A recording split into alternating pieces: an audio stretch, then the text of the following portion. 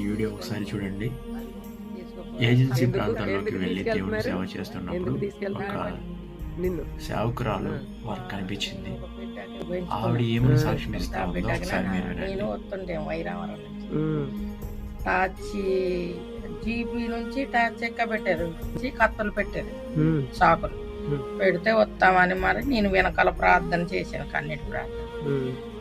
ఎక్కడైతే ఆగాలో సీదపల్లి బ్రిడ్జి కాడ ఆగాలి, ఆ టాచ్ ఆగిపోవాలి ప్రభు, నీ చిత్తమైతే మాకి మరి తండ్రి ఇలా కతికితే అమ్మ బాబోయ్ అక్కడ బలి వేస్తున్నారు, మీరు ఇంత 7 గంటలు 8 గంటలు అయిపోయింది, ఈరోమో త్వరగా రమ్మన్నారు పాస్టర్ గారు.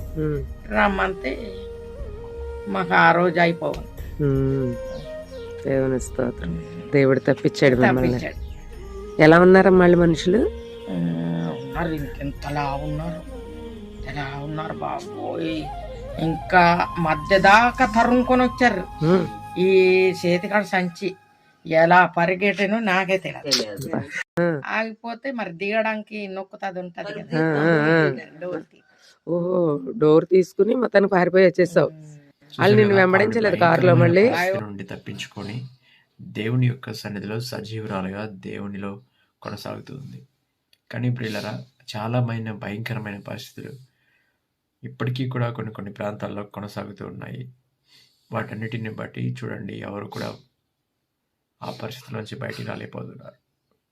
ఈమెను చూస్తే ఆల్మోస్ట్ మరణానికి దగ్గరగా వెళ్ళిపోయింది. అయితే దేవుడు ఆమెని రక్షించాడు. ఆమె ఈ విధంగా సాక్ష్యం ఇస్తూ ఉంది. ఆమెన్.